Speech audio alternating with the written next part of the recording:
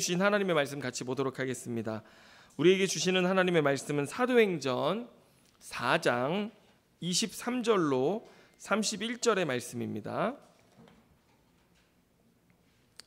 사도행전 4장입니다. 4장 23절로 31절의 말씀 우리 같이 한 목소리로 합독하도록 하겠습니다.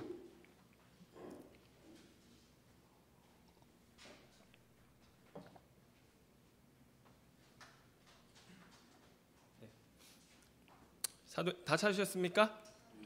네, 우리 같이 한 목소리로 합독하겠습니다.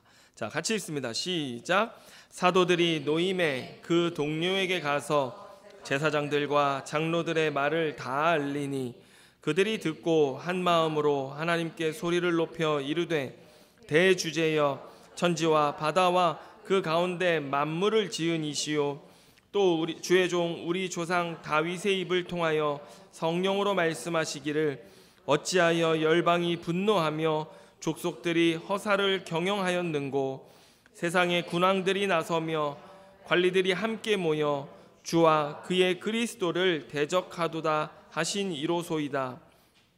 과연 헤롯과 본디오 빌라도는 이방인과 이스라엘 백성과 합세하여 하나님께서 기름 부으신 거룩한 종 예수를 거슬러 하나님의 권능과 뜻대로 이루려고 예정하신 그것을 행하려고 이 성에 모였나이다.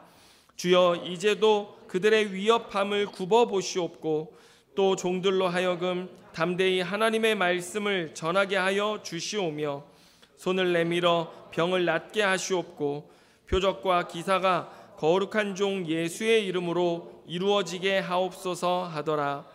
빌기를 다함에 모인 곳이 진동하더니 무리가 다 성령이 충만하여 담대히 하나님의 말씀을 전하니라. 아멘. 자, 오늘 이 말씀을 가지고 성령이 쓴 우리 행전 11번째 말씀 우리 같이 나누도록 하겠습니다.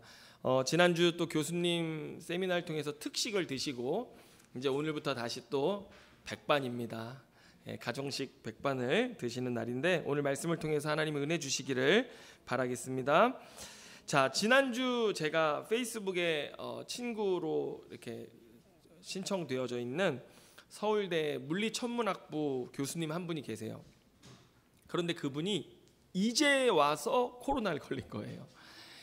그래가지고 그분은 뭐 서울대 이제 박사과정, 뭐 석사과정 논문 지도부터 해외 학회를 뭐 여러 군데를 다니시고 또 게다가 그분이 굉장히 기독교 사역에도 헌신적이셔서 여러 가지 사역들을 바쁘게 진행하고 계시는 교수님인데 그분이 코로나에 딱 걸린 거예요. 모든 일정, 모든 일이 올스톱 돼버린 것이죠. 그런데 코로나 뭐 지금 걸렸다고 덜 아픈 거 아니잖아요. 일주일을 꼬박 아프셨나 봐요. 아무 일도 못하고 아프기만 하다가 이제 조금 기운을 차리시더니 페이스북에 글을 올리셨어요. 뭐라고 올리셨냐면 모든 것이 느려졌습니다. 걸음도 일처리도 시간도 느려지고 마치 블랙홀 옆에서 그 강한 중력에 빨려 일상이 정지된 느낌입니다. 이렇게 거의 한 일도 없이 한 주가 흐르다니 무척 신기한 경험입니다. 이렇게 살아도 되었던 거야? 그래도 세상은 잘 굴러가고 있습니다. 왠지 인생에 속은 느낌입니다. 그래, 이렇게 살아도 되었던 거야. 이런 글을 올리셨어요. 여러분, 우리 믿는 자들인 저와 여러분들요, 삶의 여정을 걸어가면서 때로 세상 일로 흔들리고 또 주저앉아 버리는 우리 자신의 모습을 볼 때마다 여러분, 우리가 이렇게 자문해야 할 것들이 있습니다. 자문해야 하는 질문이 있는데 그게 뭐냐면 내가 하나님 나라를 살아가고 있는가라고 자문해 봐야 하고요. 또는 내가 주님 가신 그 길을 가고 있는가라고 자문해 봐야 하는 것입니다. 여러분, 우리가 삶을 살면서 자주 길을 잃습니다. 정신없이 달리며 살다 보면 내가 믿는 자인데 하나님 나라를 살아가고 있는지 아니면 돈을 쫓아 살고 있는지 헛갈릴 때가 많이 있습니다. 이 교수님도 보세요. 그렇게 헌신적인 그리스도인으로서 삶과 사역 또 자신의 일을 감당해 왔는데 코로나가 주는 교훈이 있는 거예요. 코로나를 딱 걸려보니까 어때요? 나도 내 인생 속으며 산 것은 아닌가? 라는 그런 생각을 하지 않습니까? 여러분, 때로 우리도 너무 열심히 살아서 지칠 때가 있고요. 또 살다가 여러 가지 산을 만날 때 아이고, 이 산을 또 어떻게 넘어가야 되나 그런 생각하면서 힘이 없는, 지쳐버린 자신을 발견할 때도 있습니다. 그런데 문제는 뭐냐면 내가 도대체 왜 지쳐 있는지, 나는 도대체 무엇을 위해 지금 달리고 있는 건지, 나는 왜 이 산을 또 넘어가야 하는 건지 그것도 모르고 그저 어떻게 살고 있어요? 우리는 열심히 살고 있는 겁니다. 그래서 이럴 때마다 우리는 뭐 해야 합니까? 다시 내가 사는 삶의 이유를 확인하고 우리 인생의 나침반을 열어서 방향을 다시 잡고 우리가 걸어가야 할 그 길 위로 다시 올라와야 하는데요.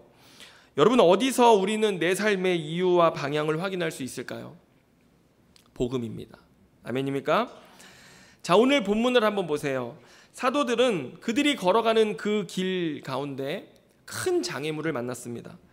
지금 보시면 대제사장들과 장로들이 또 사내들인 공의회가 그들을 위협하면서 예수의 이름으로 말하지도 말고 가르치지도 말라고 하고 있는 것입니다. 그런데 그들이 이러한 사람들의 위협에서 놓이자마자 했던 첫 번째 행동, 그들의 인생에 큰 장애물을 만났을 때, 큰 위협과 위기를 만났을 때 그들이 했던 첫 번째 행동이 무엇이냐면 복음을 확인하는 것이었습니다. 자, 왜 복음인가? 오늘 본문을 통해서 한번 확인해 보면요.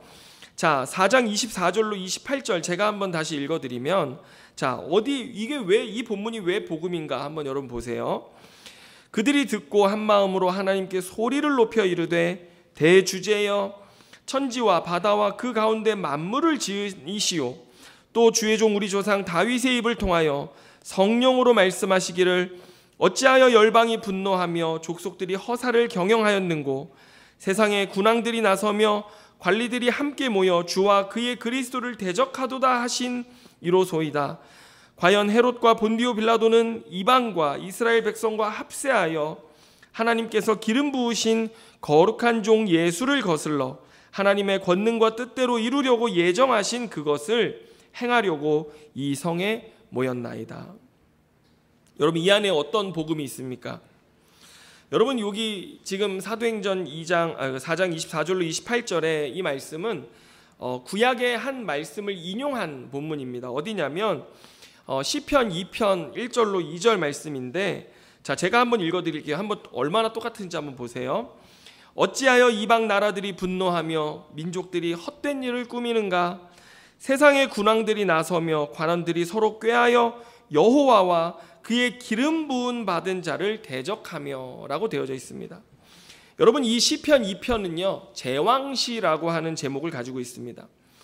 이 왕이 즉위할 때 이 시편을 읽었던 것이죠. 그래서 이스라엘 왕들이 즉위할 때마다 이 시편 2편의 제왕시, 이 즉위시를 읽었던 것인데, 이 시편 2편의 내용이 무엇인가? 결국 하나님이 세우신 그 왕이 온 세상을 통치하실 것이다 라고 하는 말씀입니다.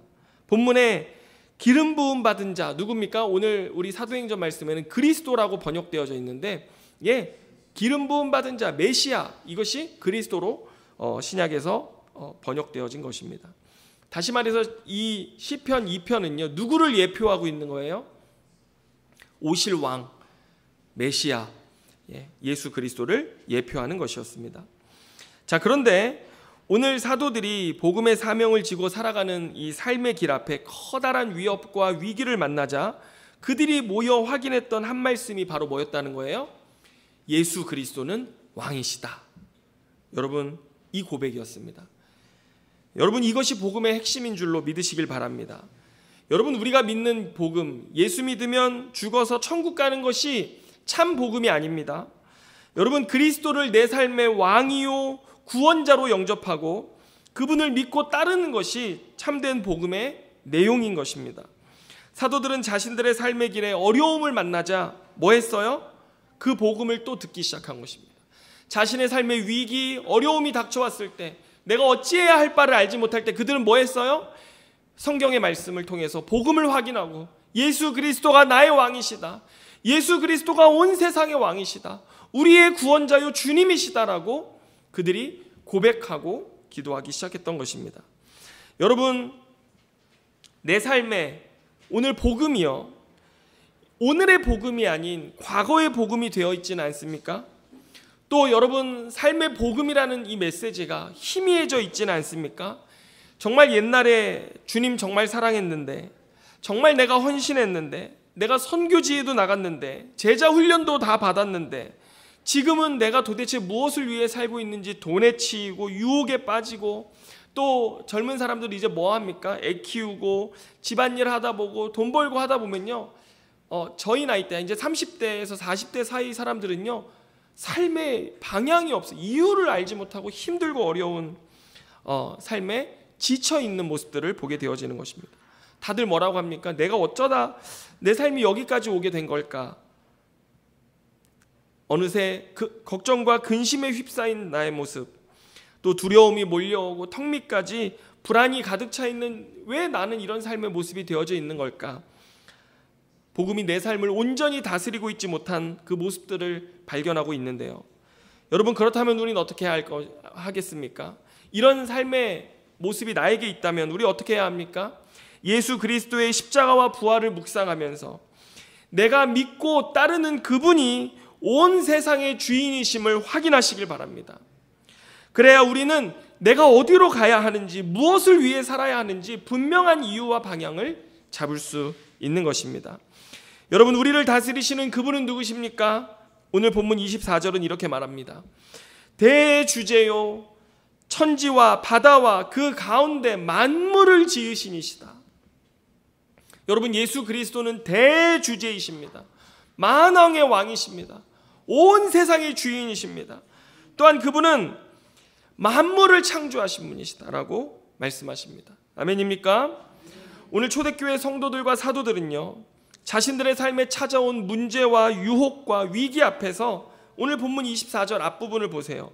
한 마음으로 소리를 높여서 대주제요, 우리를 창조하신 생명의 주님의 이름을 부르며 우리를 다스려 주옵소서, 나의 삶을 다스려 주옵소서, 나를 통치하여 주옵소서, 우리가 어떻게 살아가야 할지 우리에게 말씀하여 주옵소서. 여러분, 우리도 삶의 문제 앞에서 어떻게 해야 합니까? 한 마음으로, 한 목소리로 대주제이시오, 우리를 창조하신 그분 앞에 나아가서 주님, 제가 어떻게 살아야 합니까? 나의 삶의 왕 되신 주님, 나를 인도하여 주옵소서. 주님의 인도하심을 구하는 삶이어야 하는 것입니다. 자, 여러분, 그런데 오늘 본문에는 한 가지 우리의 기대와 다른 상황이 있음을 본문은 우리에게 말씀해 줍니다. 여러분, 29절 한번 보세요. 29절 한번 다 같이 읽겠습니다. 시작. 주여, 이제도 그들의 위협함을 굽어 보시옵고 또 종들로 하여금 담대히 하나님의 말씀을 전하게 하여 주시오며. 아멘. 자, 보세요 여러분, 이들은 지금 대주제요, 천지를 창조하신 하나님의 이름, 예수 그리스도의 이름을 부르면서 하나님, 제 삶의 이 위협과 어려움을요 싹 제거하여 주시옵소서, 이렇게 기도했습니까? 그렇게 기도하지 않았습니다. 그리고 그들이 이렇게 기도한다고 해서 그들의 삶의 문제가 한순간에 없어졌습니까? 아니요, 안 없어졌어요. 여전히 있었습니다. 여전히 그들을 향한 위협은 날이 서린 칼처럼 그들을 향해서 살기를 뿜고 있는 그런 상황은 하나도 변한 것이 없었습니다. 그런데 그들이 기도했던 것, 위협을 없애달라는 것이 아니었습니다. 애초에 그들의 기도 제목에는 하나님, 위협을 없애주시옵소서라는 기도는 없었습니다. 오히려 그들은 주여, 지금도 그들의 위협함이 우리 눈앞에 훤히 있사오니 주님, 그 위협 아시죠? 주님, 그들의 위협이 얼마나 크고 얼마나 매섭고 얼마나 날이 서 있는지 주님 아시죠? 그들의 행위와 그들의 일들을 주님 주목하여 주옵소서. 예, 말씀하고 있는 것입니다. 여러분 보세요. 우리의 기도와 다르잖아요. 우리는 주님, 이 문제 해결해 주시옵소서. 주님, 이 어려움이 지나가게 해 주시옵소서. 제 앞에 훤히 뚫린 성공의 길, 승리의 길, 행복의 길, 안정의 길이 쭉 뚫려서 평안함이 잃어버리지 않는 삶 살게 해 주시옵소서, 이렇게 구하잖아요. 그런데 기도에 대한 태도, 기도를 하는 제목 자체가 우리하고 완전히 달라요. 그들은 그 문제가 없어지길 위해서 기도한 것이 아니라 그들의 삶에 이런 문제는 당연히 있을 수 있다는 것을 알고 그들은 주님, 이 문제 보고 계시죠. 주님, 내가 얼마나 힘든지 알고 계시죠. 주님, 이 위협이 어떠한 것인지 주님 아시죠. 주님, 이거 봐주세요. 이거 주목해 주세요. 이렇게 기도하는 거예요. 기도가 달라요. 그런데 여러분, 그들의 기도가 어디에서 나왔을까? 이런 기도는 도대체 그들이 어디서 배웠던 것일까? 시편 2편에서 배운 것입니다. 자, 시편 2편 9절의 말씀에 보면 여러분 이런 말씀이 있습니다. 장차 그 왕이 좌정하셔서 즉위하셔서 다스리시기 시작할 것인데 그때 어떤 일이 일어날 것인가? 시편 2편 9절에 이렇게 말씀합니다. 제가 한번 읽어드릴게요. 내가 철장으로 그들을 깨뜨리며 질그릇같이 부수리라 하시도다. 장차 그 왕이 오시면, 소위 저도 이거 말씀을 공부하면서 이런 생각했어요. 옛날 어른들은 기도하실 때마다 철장 권세 뭐 이런 얘기 하셨거든요. 그건 저 뭔 말인지 몰랐어요. 그런데 시편 2편에 보면 여기 철장 권세가 나온, 주님이 다 깨뜨리시고 민족과 나라들, 하나님을 향해서 허사를 경영하고 대적하는 그 무리들을 주님 어떻게 하신다는 거예요? 이 철장 권세로 다 깨부신다라고 오늘 말씀하시는데, 질그릇같이 부수시리로다 주님 말씀하시잖아요. 여러분, 이 초대교회 성도들은요, 이 시편의 말씀이 예수 그리스도의 말씀임을 알았고 시편 2편을 통해서 그들은 마치 결말을 이미 아는 드라마를 보는 것처럼 마지막 결말이 어떨지를 이 말씀을 통해 훤히 알고선 그들이 어떻게 기도했어요? 주님 아시죠? 이 역사가 어떻게 진행될 것인지 주님 아시죠? 하지만 우리도 압니다. 뭘 알아요? 그들은 이 역사의 결말에 서서 하나님 이 땅 가운데 어떤 하나님 일들을 행하실지 하나님 우리는 잘 알아요. 이런 위협, 이런 어려움, 이런 위기 우리의 삶에 끊임없이 올 거라는 거 알아요. 하지만 우린 뭘 알아요? 예수 그리스도가 철장 권세로 이 땅을 다스리시고 통치하시고 하나님의 나라를 우리에게 회복하여 주실 것을 주님 저희는 확실히 압니다. 그 기도였던 것입니다. 여러분, 이거 어떤 기도예요? 승리를 맛본 자의 기도입니다. 승리자의 기도인 것이죠. 복음 안에서 세상을 이미 이긴 자들의 태도요 기도였다라고 하는 것입니다. 그래서 여러분, 이들은 무엇을 구했습니까? 문제를 해결해 주시길 구한 게 아니라 뭘 구했어요? 주님, 제가 끝까지 신실할 수 있게 하여 주시옵소서. 이렇게 기도했습니다. 여러분 한번 따라해 보시기 바랍니다. 주님, 끝까지 신실하게 하옵소서. 예, 그들은 주님의 그 승리의 날에 우리가 함께 들어갈 것인데, 주님 그날까지 이 고난 가운데서도 제가 끝까지 신실할 수 있게 하여 주옵소서. 하나님, 내가 신실하겠습니다라는 그 기도로 나아갔던 것입니다. 여러분, 이게 진짜 믿음 아닙니까? 여러분, 기도하시는 분들 보면요, 우리 교회는 뭐 기도 모임 이런 게 별로 없어서 잘 보이지가 않잖아요. 근데 제가 있었던 모교회는 기도가 많은 교회였어요. 새벽이고 밤이고 기도가 많은데요, 기도하시는 분들을 제가 어려서부터 쭉 봐왔지 않습니까? 강단 밑에 앉아가지고 주님 이거 안 해주시면, 예수고 뭐고 없습니다. 그분은 주님 이거 안 해주시면 막 그 방석을 막 안고 떼굴떼굴 막 굴르면서 진짜 하나님 앞에 떼를 부리듯이 이거 안 해주시면 안 됩니다.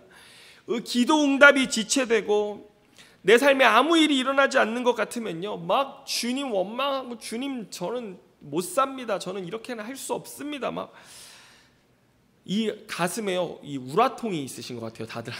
그래가지고 강단 밑에 가지고 막 떼를 쓰는데 막 굴르면서 주님 왜 내 기도는 들어주면서, 제 기도는 들어주면서 저는 안 들어줍니까? 저 집 자식은 취직시켜줘 놓고 왜 내 자식은 취직이 안 됩니까? 저 집은 아파트 샀는데 왜 우리 자식은 아파트를 안 사주십니까 주님?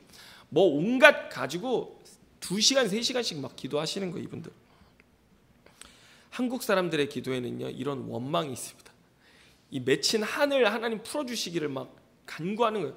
이 은사 교회일수록 이런 기도의 형태가요 훨씬 많이 나타나는데, 그런데 여러분, 그런 사람들이요, 한번 그런 분들을 데려다가 오늘 이 사도시대, 초대교회 시대의 이 위협 앞에 그들을 갖다 놓는다고 한번 생각해 보세요. 그들의 삶에 이런 살기 등등한 위협이 찾아온다고 생각해 보세요. 여러분, 사도들의 결말 보세요. 사도들 다 어떻게 죽었는지 아십니까? 불에 타 죽고, 십자가에 거꾸로 매달려 죽고, 살가죽이 벗겨져서 죽고, 사도 요한은 끓는 물에 던져졌, 기름감인가요? 거의 던져졌다가 다시 살아나가지고 반모섬에 유배가고, 한 사람도 비참하지 않은 사람이 없었습니다. 그런 시대에 그런 성도들 데려다 놓으면요, 당장에 도망가지 않을까 싶기도 해요. 때로는 예수님이고 뭐고 난 나부터 살아야겠다 막 도망갈지도 몰라요. 여러분, 예수 믿는 것 안에는요, 이런 고난이 따른다는 것 그들이 알았다면, 여러분, 그들의 기도 제목이 그런 기도의 제목일까요? 아닐 거예요. 여러분, 그 당시 사람들은요, 초대교회 사람들은요, 하나님 앞에 떼부리고 축복해달라는 기도 할 새도 없었고요, 할 생각도 못하는 사람들이었습니다. 여러분, 이 시대 기독교가요, 너무 부유해져서 대다수 우리들의 삶을 보면 상대적 부의 박탈감에 원망만 가득 차 있습니다. 제가 이번 주 정화자매 집에 신방을 갔는데요, 하나님의 나라를 봤습니다.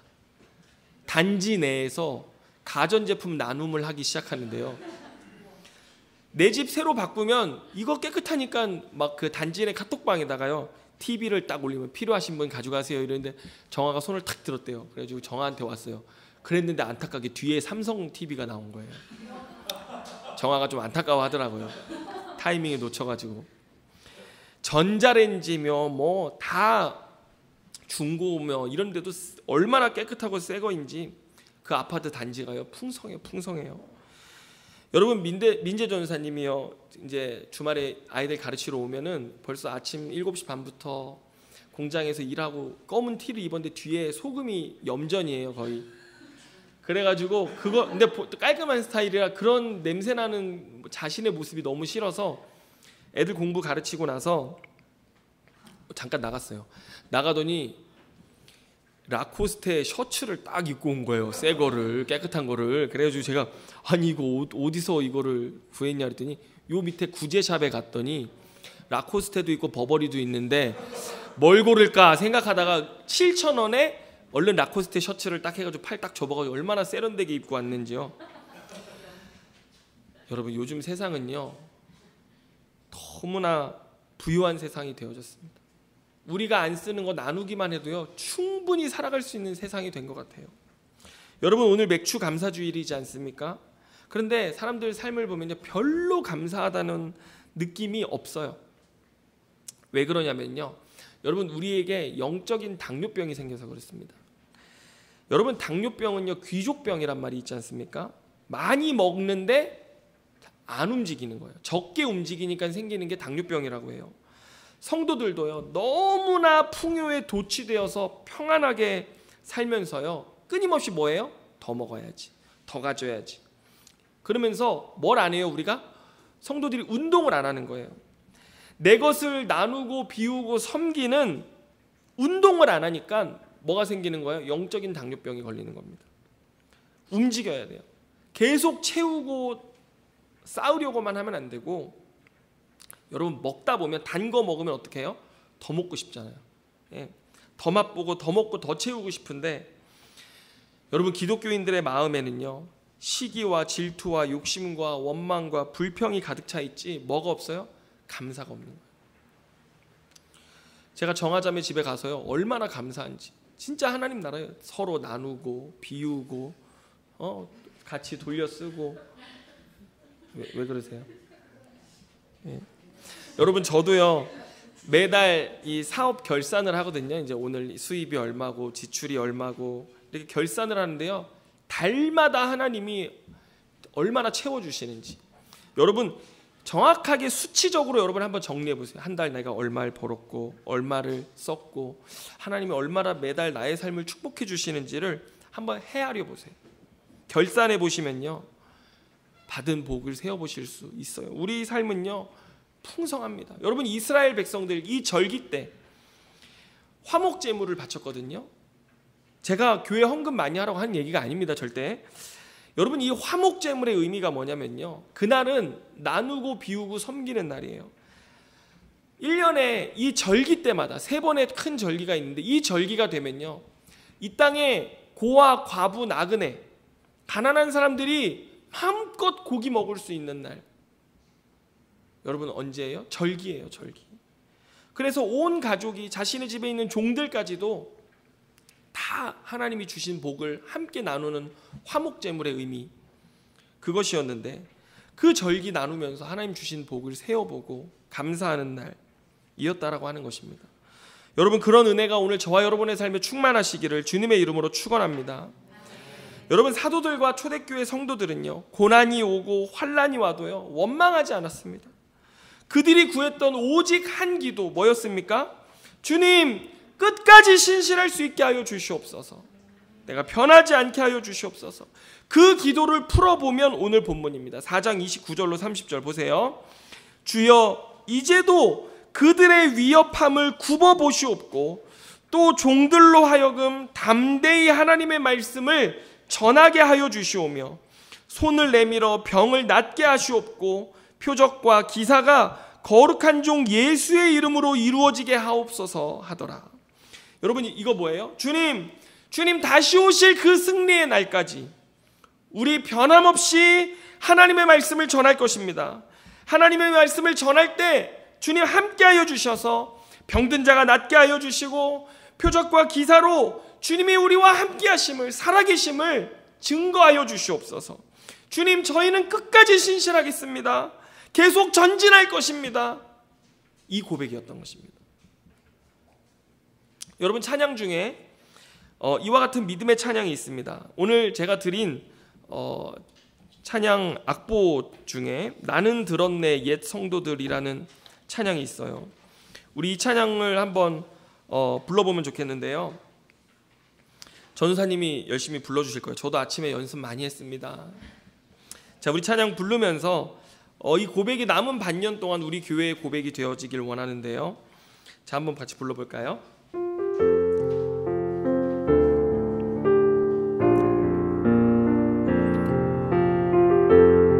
가사의 은혜를 받으시기 바랍니다. 나는 들었네 옛 성도들 복근 앞에 끌려간 그 이야기 주의 이름을 부인하면 살려주리라 약속했지만 모든 성도 죽음 택했네. 오 하나님 아들 부인치 않고 지금도 그들 목소리 천사 노래처럼 나 들을 수 있네. 나는 어린 양을 따르리 온 힘 다해 온 맘 다해 그의 명령에 순종하리. 나는 어린 양을 따르리. 2절로 세월이 흐른 지금 이 순간 주를 향한 믿음 변찮네. 이제 주 위에 세상 버리고 십자가 들고 나가야 하리. 우리 위해 십자가 지신 그분을 위해 살아야 하리. 마지막 나팔 울릴 때까지 참으며 담대히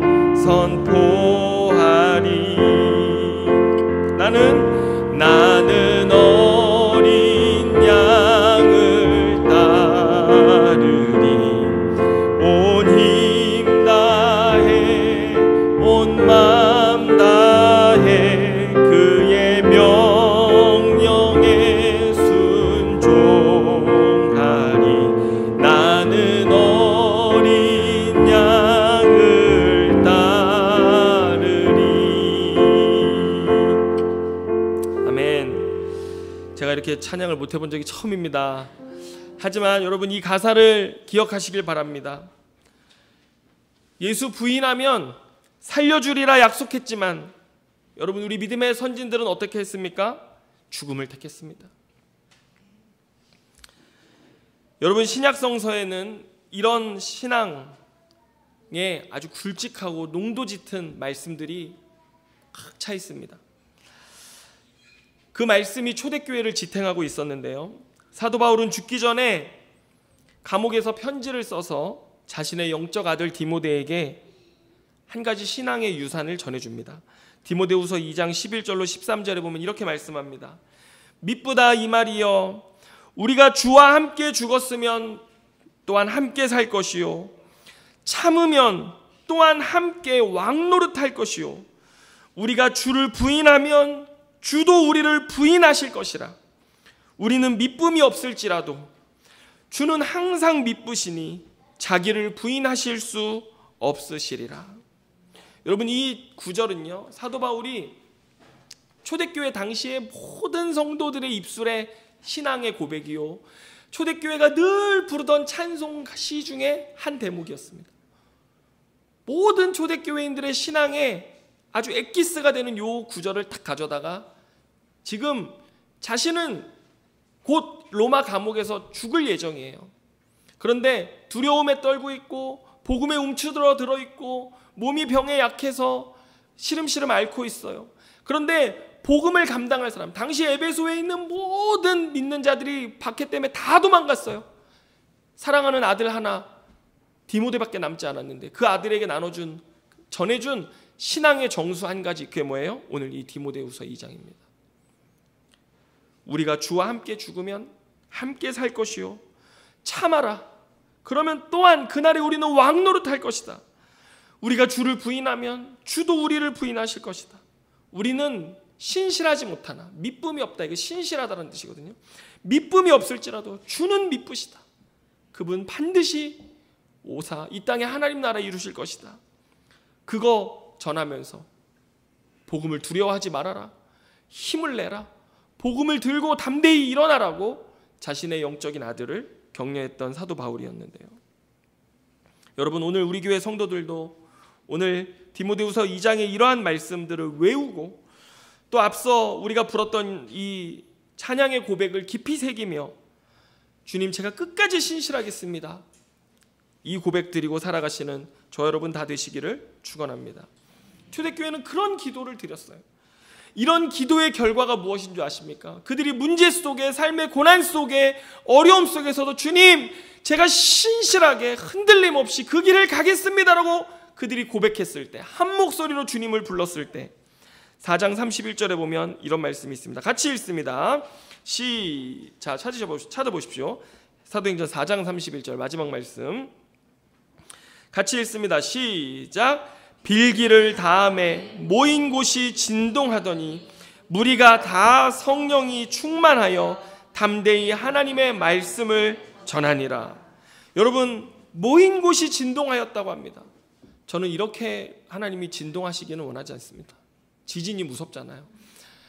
하나님이 그때나 지금이나 어떻게 역사하시는지 몰라요. 하지만 그 성도들이 그 고난 앞에서 하나님을 신실하게 따르기로 결단하고 그 복음을 붙들고 왕 대신 주님을 따르겠다라고 고백했을 때 주님 기뻐하셨던 거예요. 그래서 주님 어떻게 하셨습니까? 그들 위에 충만히 임하셨습니다. 여러분, 성령 충만이 무엇인 줄 아십니까? 막 성령의 사람 되기를 원하는 사람들 많은데요, 성령 충만은 고난을 이기는 능력입니다. 성령을 충만케 주시는 이유는 고난을 이기라고 하나님 우리에게 주신 거예요. 여러분, 그들이 성령으로 충만하자 그들은 다시 어떻게 살아갔습니까? 다시 벌떡 일어나서 여전히 삶의 문제는 그들을 둘러싸고 애워싸고 그들을 목조여 왔지만 그들은 하나님 나라의 삶을 다시 살았습니다. 다시 그 길 위에서 예수 그리스도를 따르는 그 삶으로 신실하게 주님을 따라가기 시작했습니다. 오늘 저와 여러분의 삶에 이런 은혜가 있기를 원합니다. 고난이 와도 환난이 와도 병마가 와도 멈추지 않고 끝까지 신실하게 주님 걷겠습니다 구하는 그런 우리들의 발걸음 가운데 주님이 성령으로 충만하셔서 우리의 삶을 붙들고 인도하여 가시는 그런 은혜가 있기를 주님의 이름으로 축원합니다. 기도하겠습니다. 주님 감사합니다. 주님, 우리 안에 한 고백, 왕 되신 주님을 신실하게 따라가겠습니다. 주님, 제가 변하지 않게 하여 주시옵소서. 제가 세상에 물들지 않게 하여 주시옵소서. 주님, 제가 정결하게 신실하게 주님을 따라가겠습니다. 승리하기를 원합니다. 이기는 자 되어지기를 원합니다. 그리고 종말에 그곳에서 주님 만나기를 원합니다. 주여, 이 고백 오늘 우리의 삶의 현실에서 주님께 한 목소리로 목소리 높여 기도하며 드리며 나아가길 결단하는 성도들 머리 위에 주님 성령의 충만한 은혜로 함께 하셔서 저들이 다시 힘을 내어 일어나 걸어갈 수 있게 하여 주시옵소서. 모든 것 주님께 감사드리며 예수님의 이름으로 기도드립니다. 아멘. 할렐루야.